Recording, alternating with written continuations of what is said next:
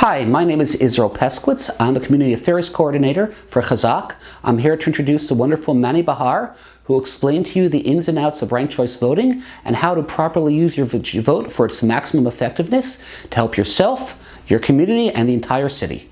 One of the most important elections in our history is coming up right around the corner. And what's at stake is the mayor, the public advocate, the controller, the borough president, and the city council.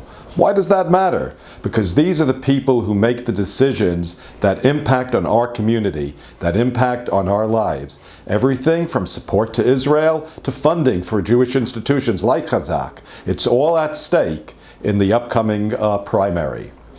This year, for the first time, New York City is using ranked choice voting in a primary. That means that you don't just vote for your first choice. You can rank up to 5 candidates in order of preference. And this works for us very well because it gives us the opportunity to vote for our first choice, who we really want.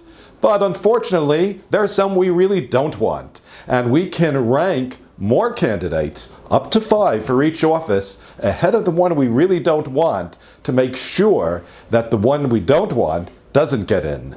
That we can get our next choice if our first choice falls short. So this is how it works. You're going to be getting a ballot, and this is not the real one. This is just a theoretical one. And you're going to say, like for mayor, you would mark your first choice. You would fill in the oval where it says first, over here. You would go with your second choice, let's say over here. Third choice over here, and fourth over here. So that is how you would fill it out. Now, what happens is that they count the votes. They count the votes, the first choice votes. Whoever finishes last is, if somebody gets 50% or more of the vote, they get a majority, they are the winner. But if nobody gets a majority of the vote, the person who finished last is out.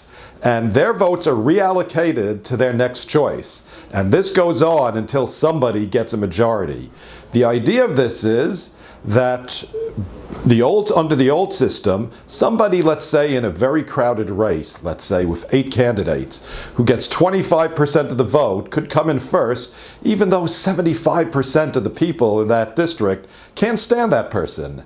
Under the new system, that person may still come in first on the first round, but on the other rounds, the other candidates will pick up more support. They're very likely to lose in the end. So this is how we can make it work for us. Now let's take an historical example, use some historical figures to explain how this would work. Let's say we have 4 candidates in an election: David HaMelech, Abraham Lincoln, Fidel Castro, and Adolf Hitler. We have one who obviously is our first choice. We have one who we certainly would not want under any circumstances, who we absolutely must defeat. We have one who's pretty good, and one we really don't like, but he's better than the other one. So we would rank David HaMelech first, Abraham Lincoln second, Fidel Castro third. We would rank those 3. We'd even have to rank Fidel Castro number 3. It would be a big mistake to just vote for David HaMelech and leave the rest blank. Because if you vote for David HaMelech and he falls short, then your vote doesn't count in the future rounds.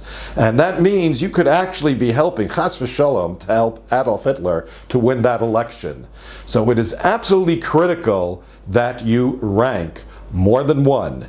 But it's important the way to do it. You've got to do it the way we have it on this page. Do not rank the same candidate for all 5 spots, or even more than one. Do not rank more than one person as number 1. That will invalidate your ballot. So rank them in order of preference as we did here.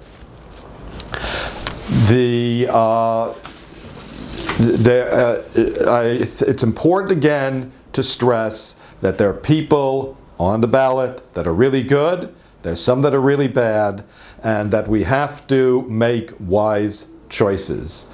So may Hashem give us the wisdom to vote wisely, and will the one who is notein shu'al lamlachim, Hashem, give whoever is elected the compassion and the wisdom to do what's right for the Jewish people, for New York, and for all of us. Thank you very much.